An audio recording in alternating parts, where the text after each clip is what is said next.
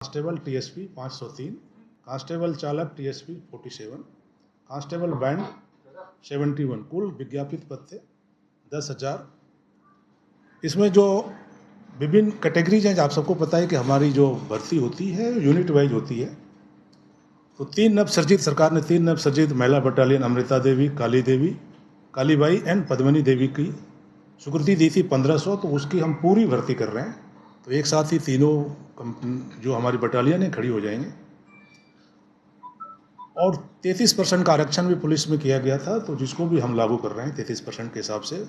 महिलाओं के लिए 3303 पद आरक्षित रखे गए, सभी यूनिट्स में ये हैं।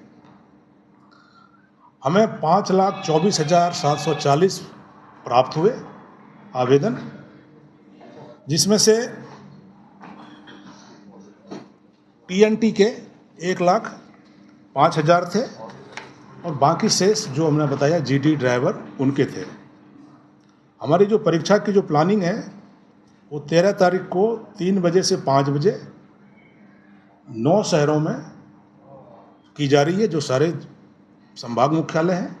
इसके अलावा दौसा एंड बूंदी। तो यहाँ पर ये परीक्षा भीलवाड़ा, इन जगहों पर कल एग्ज़ाम होंगी सेकेंड हाफ में, जिसमें टीएनटी जो सरकार ने जो हमें आईटी के पद एक दिए थे, जिसको टीएनटी में भर्ती कर रहे हैं, और वो सभी थानों में आईटी कांस्टेबल के रूप में वो काम करेंगे। भर्ती टीएनटी से हो रही है, क्योंकि टीएनटी का जो बैकग्राउंड है वो साइंस बैकग्राउंड है, उनके पेपर अलग होंगे। 12वीं मैथ्स फिजिक्स के पेपर होते हैं उसमें। वो लड़के अल्टीमेटली टीएनटी से भर्ती होगी, उनकी ट्रेनिंग होगी। सरकार ने अकेडमी भी बनाई है, जो अपग्रेड है ट्रेनिंग, जो टेक्निकल अकेडमी है उसको भी अपग्रेड किया है, तो वहाँ से ट्रेंड होकर आईटी कांस्टेबल के रूप में थानों में काम करेंगे। 14 को प्रथम पारी में 2,09,087 और 582 केंद्रों पर 21 जिलों में किए जा रहे हैं। वो सूची हम आपको बता देंगे जो 21 जिले हैं। और द्वितीय पारी में 2,08,907 580 सेंटरों में आयोजित की जा रही हैं। उन्हीं जिलों में है जो फर्स्ट शिफ्ट में जहाँ है, सेकेंड शिफ्ट में वही है, वही सेंटर्स भी हैं और आइडेंटिकल नंबर भी है मोर और लेस। कल से हमने प्रवेश पत्र लाइव कर दिया है और 5 दिन पहले से हम पहले उनको बता दिया था कौन से शहर में कौन कैंडिडेट का आने वाला है एग्ज़ाम, और कल से हमने प्रवेश पत्र दे दिया। यहाँ पर हमारा कंट्रोल रूम है जो 24 आवर चल रहा है। किसी तरह की डिस्क्रिपेंसी आती है, कई बच्चे क्या होते हैं कि स्पेलिंग गलत डाल देते हैं, नाम डाल देते हैं, हस्ताक्षर कई जगह गलत हो जाती हैं, कुछ चीज़ें आ रही हैं, उसका हम समाधान कर रहे हैं। और जो डीआईटी हमारी प्रवेश पत्र जारी करती है, उनका भी एक हेल्पलाइन नंबर है जिस पर वो भी इसको एड्रेस कर रहे हैं। ये है जो हेल्पलाइन नंबर हमने यहाँ विशेष तौर पर खोला है और ईमेल दिया है, वो हम आपको इसमें बता रहे हैं।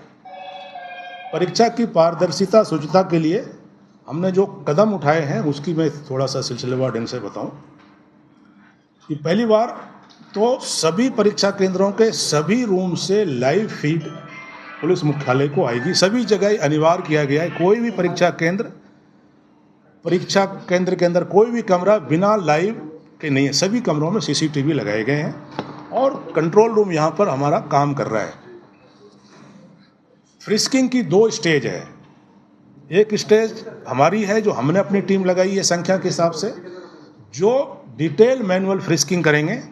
उसकी गाइडलाइंस हमने बता रखा है कि क्या क्या चीज़ें फ्रिस्क करनी है, और मोर और लेस जो ड्रेस कोड है, क्या चीज़ नहीं ले जाना है, वो हमने एडमिट कार्ड में डाल दिए हैं। और मोर और लेस जो आरपीएससी और एसएसबी की जो गाइडलाइंस होती हैं एग्ज़ाम देने की मौसम के हिसाब से, उसी हिसाब से हमने जारी किए हैं।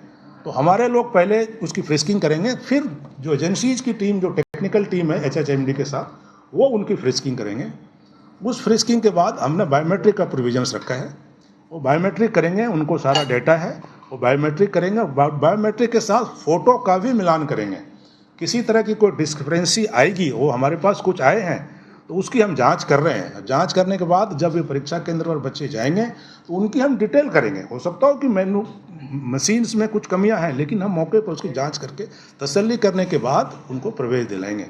ये कई बार इम्पर्सोनेशन को रोकने के लिए ये की जाती हैं। तो हमारा बायोमेट्रिक भी है और फोटो मैच भी होगा। फोटो में हमने एडमिट कार्ड में 2 तरह के फ़ोटो दिए हैं। एक तो उन्होंने फ़ोटो अपलोड किया है अपने से, वो पुराना हो सकता हो, लेकिन अब हम DIT भी कर रही है और दूसरे एग्ज़ाम से हम एक लाइव फ़ोटो ई मित्रा से लेते हैं, तो उसमें और जो मौके पर जब एग्ज़ाम देने जाएंगे तो 3 महीने का फ़र्क है, तो बहुत चेंज नहीं आती। कई बार बच्चे 4 साल पुराना फ़ोटो डाल देते हैं और मौके पर दिक्कत आती है, तो फ़ोटो मैच से भी हम उसको चेक करेंगे। फिर बायोमेट्रिक के बाद अगला जो चरण है वो हम सभी सेंटरों पर जैमर लगाए हैं, ताकि किसी तरह की जो मोबाइल डिवाइस के माध्यम से, स्मार्टफोन के माध्यम से जो दिक्कतें आती हैं और जो समस्या आती है उससे बचा जा सके। फुल प्रूफ करने के क्रम में अगला कदम है कि किसी को भी, इवन सेंटर सुपरिटेंडेंट, हमारे वरिष्ठ अधिकारी तक को, किसी को भी परीक्षा केंद्र के अंदर स्मार्टफोन ले जाने की अनुमति नहीं है। सभी जो मैसेज पास ऑन होगा, जो भी उनको कोड दिया जाएगा, एवरीथिंग, वो हमने व्यवस्था करी है कि जो कीपैड मोबाइल है सभी सेंटर सुपरिटेंडेंट के पास, जो कीपैड पुराना मोबाइल होता था वही है, उसी ग्रुप से जो हमारी राजस्थान पुलिस का जो प्लेटफॉर्म है उनसे सूचित करेंगे जो भी हमें मैसेज, गोपनीय सूचना देनी है। तो स्मार्टफोन्स की प्रवेश किसी को भी नहीं है, सेंटर सुपरिटेंडेंट को भी नहीं है, हमारे लोगों को भी नहीं है। हमारे वरिष्ठ अधिकारी जो सेक्टर प्रभारी वगैरह, एडिशनल SP जो भी जाएंगे वो भी इसकी पालना करेंगे, वो भी काउंटर पर जमा कराएंगे और फिर अंदर जाएंगे, चेक करेंगे और फिर वापस आएंगे, ताकि हम अब खुद ही इसकी नियम की पालना करें। सभी को पहचान पत्र दिए गए हैं। पुलिस के कर्मचारी जो अंदर ड्यूटी देंगे, 2 ही लोगों को ड्यूटी देने के लिए अधिकृत किया गया अंदर, बाकी तो बाहर रहेंगे। एक जो कंट्रोल रूम जहां हर एक सेंटर पर होगा, जहां प्रश्न पत्र 1 घंटे आधा घंटे के लिए रहेंगे, वहां CCTV होगी, वो 1 घंटे की पूरी फीड कंट्रोल रूम में आएगी, उस समय हम वही मॉनिटर करेंगे। वहां पर हमारा एक आदमी होगा, एजेंसी का एक आदमी होगा और सेंटर सुपरिटेंडेंट होगा। तीनों की जिम्मेदारी है कि वो उसकी सुरक्षा में रहे और नियमानुसार वो खुल के कमरे तक जाएं। प्रश्न पत्र पैकिंग की जो है वो फुल प्रूफ है, 9 स्तर की उसकी पैकिंग है, उसमें छेड़छाड़ नहीं हो सकती। हर एक बुकलेट इंडिविजुअल इन्वेलप में बंद है। फिर वो मल्टी पैकिंग करते करते करते कई तरह की, आपको पता है अभी कुछ दिन पहले SSB ने भी दिया, मोर और लेस उनसे के बराबर और कहीं ज़्यादा भी है, और हमने उसको सुरक्षित करने का। कंट्रोल रूम हमारा जो कोषागार है, सारे सामान जो प्रश्न पत्र है हमारे 21 जिलों पर पहुंच गए हैं। वहाँ पर CCTV अंदर और बाहर लगी हुई है, उसका कंट्रोल रूम चालू है और यहाँ 21 जिलों की फीड आ रही है। 3 दिन से उसको हम मॉनिटर कर रहे हैं। अब वो किसी भी परिस्थिति में नहीं खुलेगी बिना मुख्यालय के आदेश के, और ऐन मौके पर ही उनको बताया जाएगा कि ये कौन सी प्रश्न पत्र सेंटर पर जानी है। हमारे पास मल्टीपल ऑप्शंस हैं, वो हम अभी आपको शेयर नहीं करेंगे कितने ऑप्शंस हैं, तो वो हम उसी समय बताएंगे 1 घंटा 1.5 घंटा पहले, और जो खोलने का समय है उस समय भी हम उनको गोपनीय सूचना देंगे, तभी वो खुलेगी।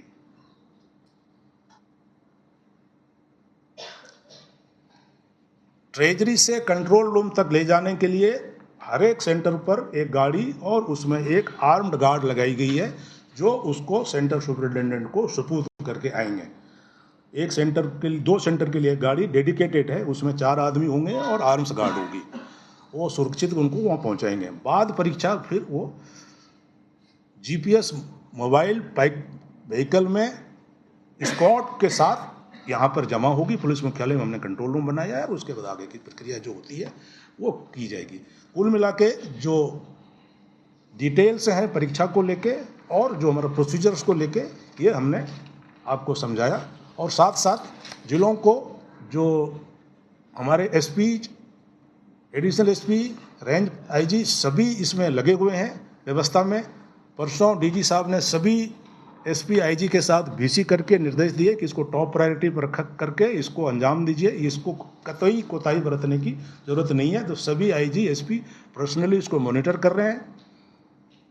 ACS होम की तरफ से भी जिला कलेक्टर एंड जिला शिक्षा अधिकारी को निर्देश दिए गए हैं कि इस परीक्षा में आप सहयोग करें, जो भी अपेक्षित सहयोग जिला पुलिस अधीक्षक कलेक्टर से रिक्वेस्ट करें, उनको मुहैया करें। ये कुल मिला के जो प्रोटोकॉल और प्रोसीजर्स जो था वो हमने निर्देश दिए। बाकी बातों के बारे में ADG ATS SSOG आपको कुछ बिंदु और भी बताएंगे।